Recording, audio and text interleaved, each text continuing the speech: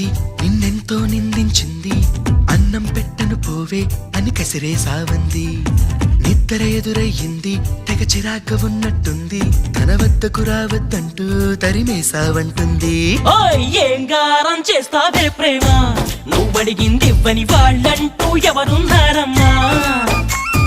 ఆ సంగతి నీకు తెలుసమ్మా